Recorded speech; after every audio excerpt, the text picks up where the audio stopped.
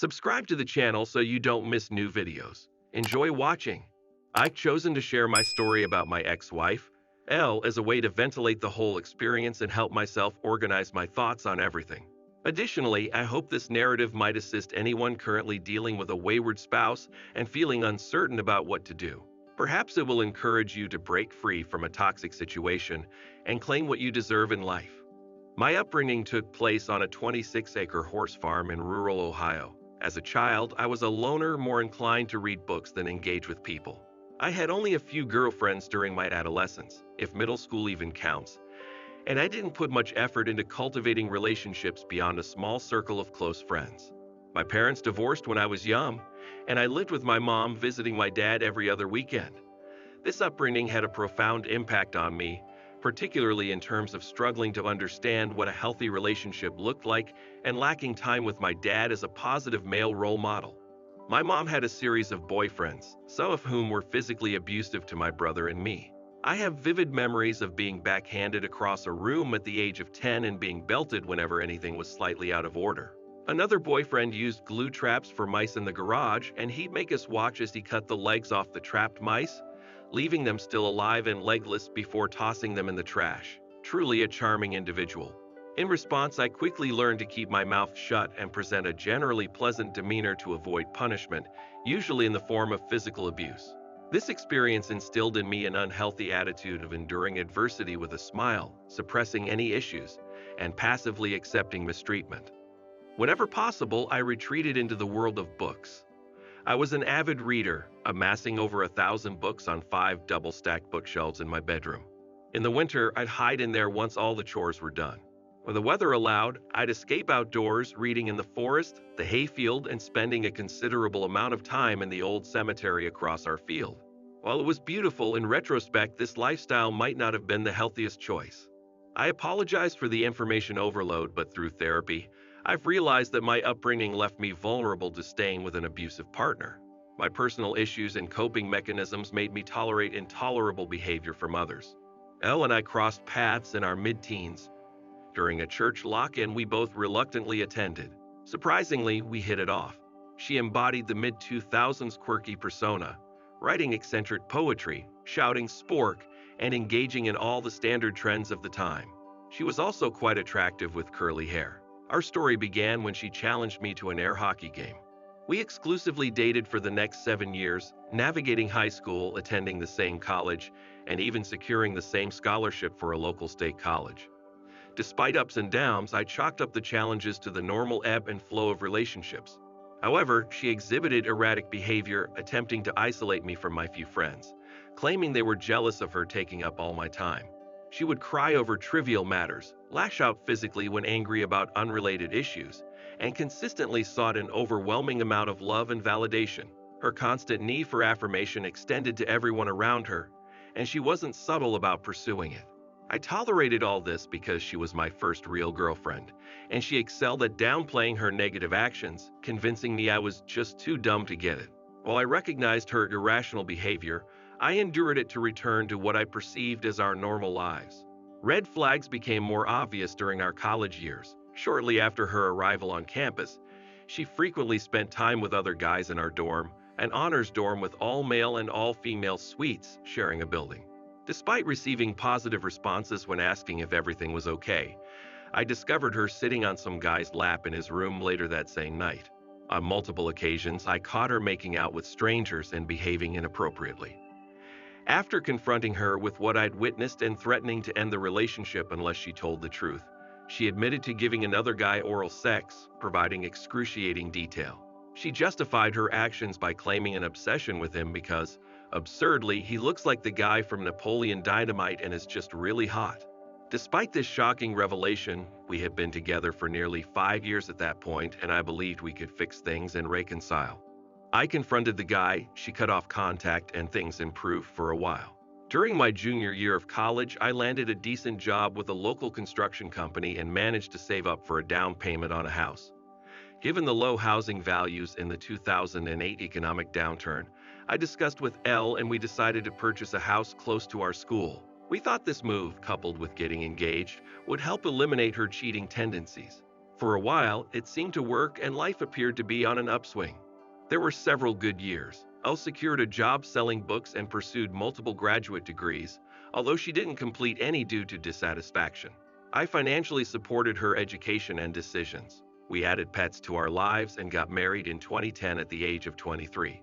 In hindsight, I advise against marrying young, as you may not fully understand what constitutes a healthy relationship. I want to emphasize that at the time I believed we were living the good life. I would wake up early, kiss her goodbye, head to work, face occasional reprimands for not reading my boss's mind, and engage in drafting and job takeoffs or on-site work. After work, I would come home, attend to the dog, and listen to Elle talk about her day. Complaining about my day was discouraged, deemed unmanly, and perceived as adding to her stress.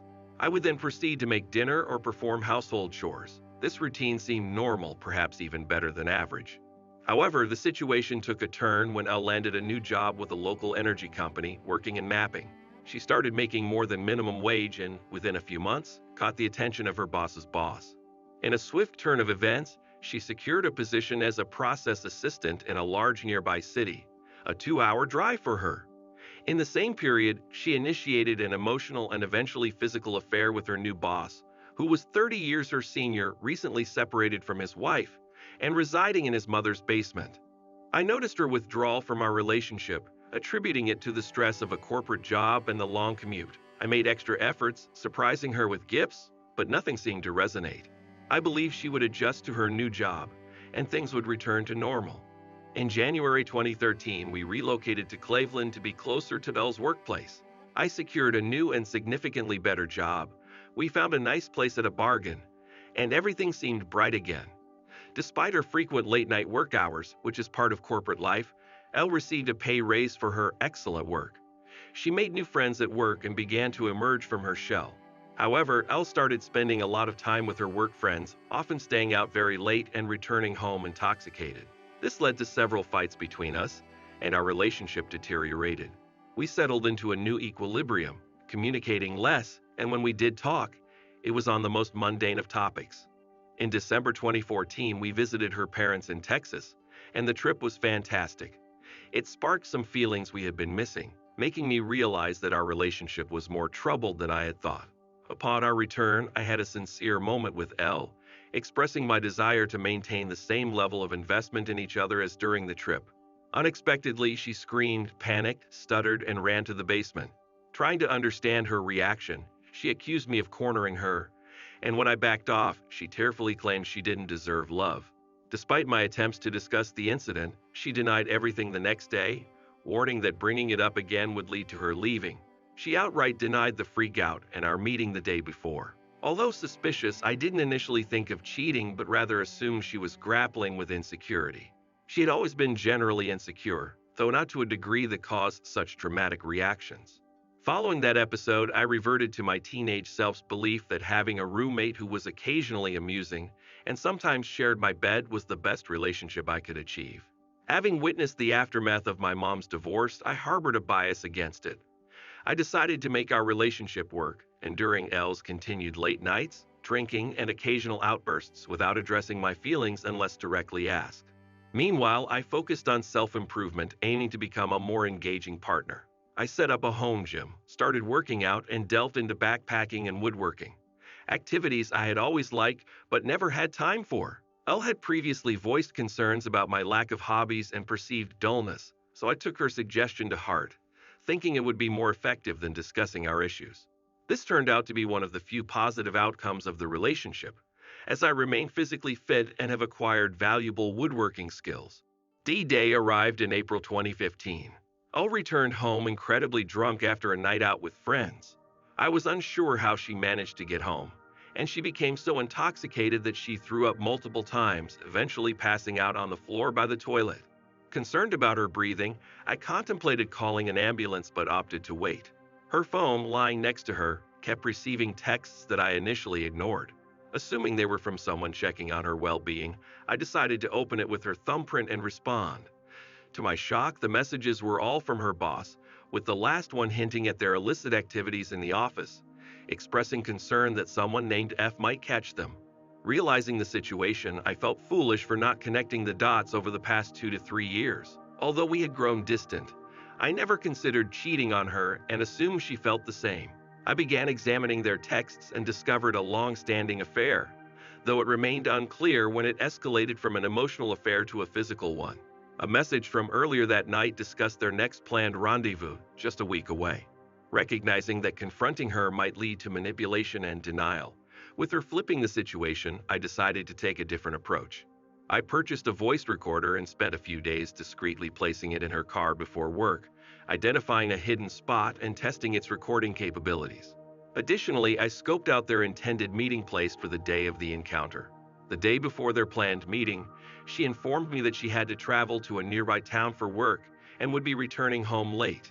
I assured her it was fine and to take her time, although I was a bundle of nerves inside. I managed to compose myself enough to avoid raising suspicion. As the hours passed, around 6 p.m., I drove to a location near the bar where they were meeting, and there they were, both in her car, engaging in intimate gestures and making out. Overwhelmed, I drove away, went home, took some shots, and let the tears flow. When she returned later that night, I said nothing, simply prepared dinner. She was cheerful, expressing gratitude for my understanding.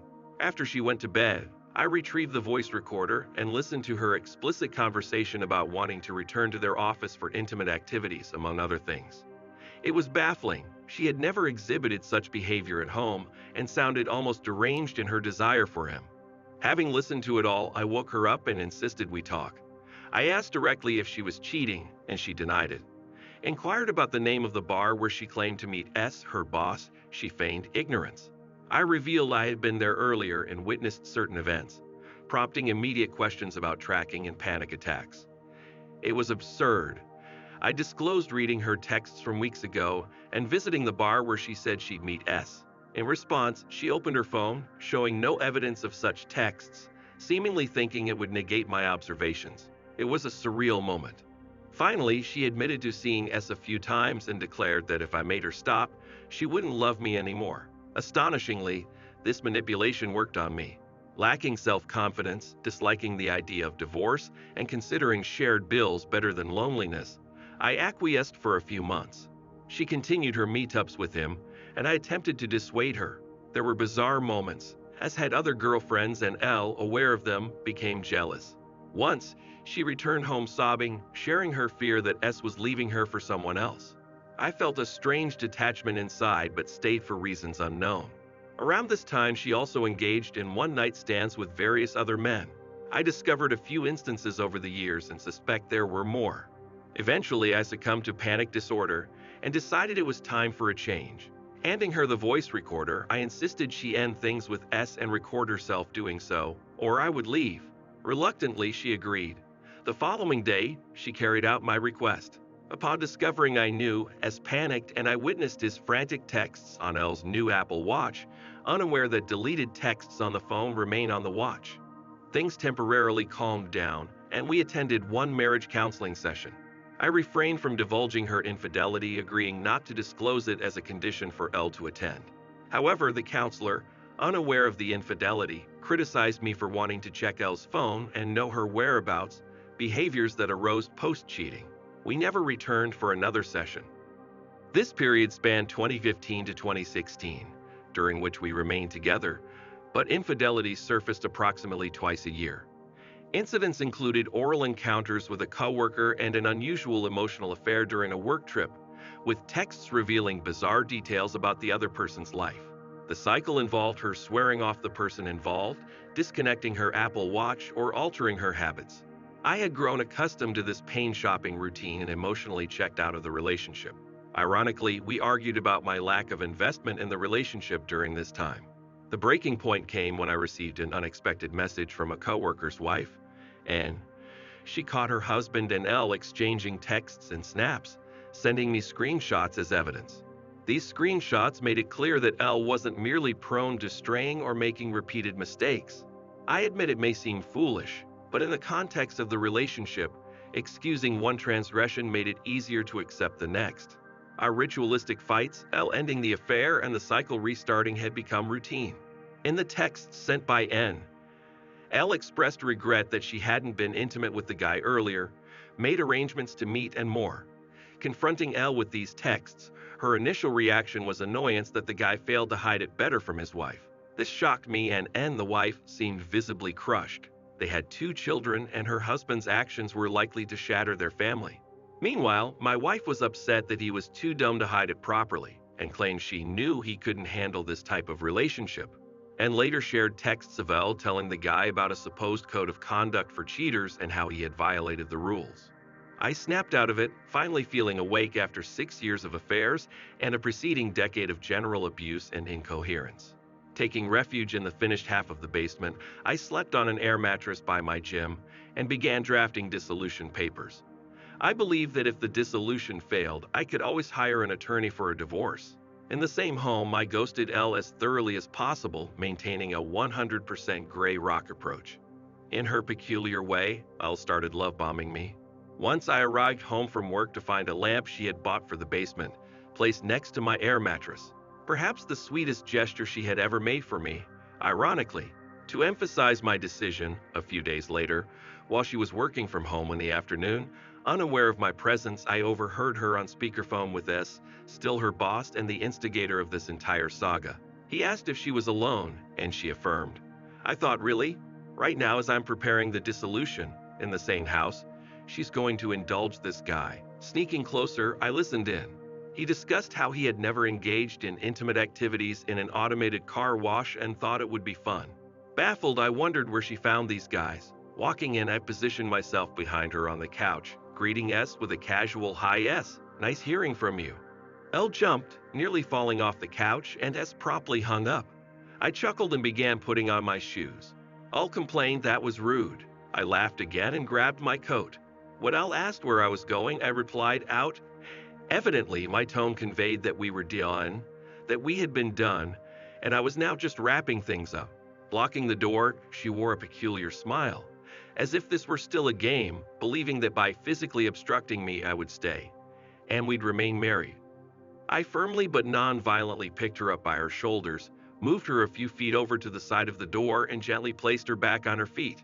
I warned her that if she tried to keep me there, I would take her apart. The suppressed anger I had held within for my entire life was still present. Though I had never resorted to violence, that was the closest I had come. Driving off to one of my favorite local bars, I spent time with friends I had made over the past few years. I texted Elle that I knew she had another work trip coming up the next week, and when she returned, she wouldn't be welcome back in the house.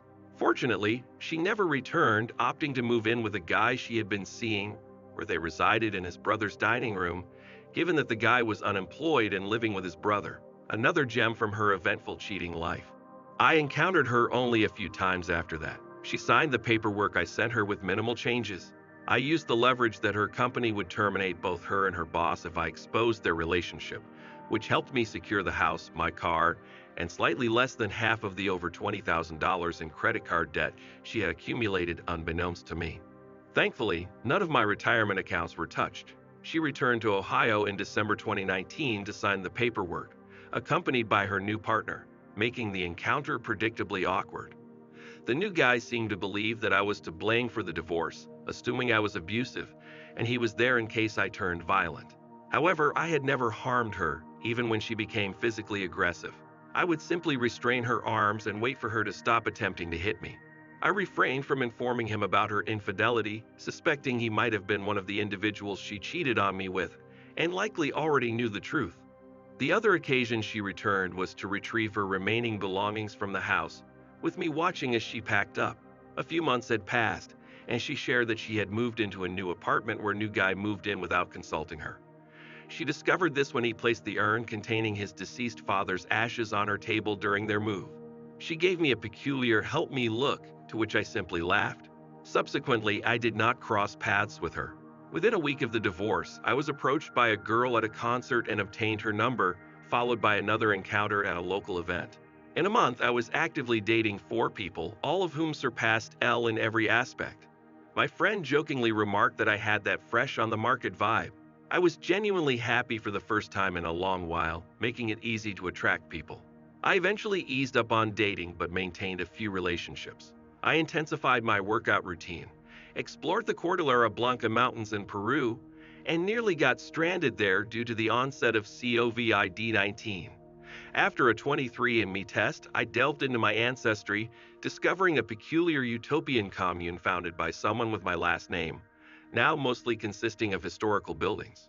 Over the past few years, Elle attempted to stay in contact, occasionally for legitimate reasons, but mostly attempting to maintain some connection. I chose to ignore it, finding some amusing insights. For instance, the new guy repeatedly staged fake proposals multiple times a week, unsettling her. She once texted me complaining about the challenges of being single for tax purposes, stating she was getting married solely for tax reasons. Upon learning that I had found someone and gotten engaged, she sent a hand-painted congratulations card to the house, promptly discarded. I also learned that the new guy was recently diagnosed with MS. Considering Elle's history, it's doubtful she'll exhibit newfound compassion to care for a man 10 years her senior with a neurological condition.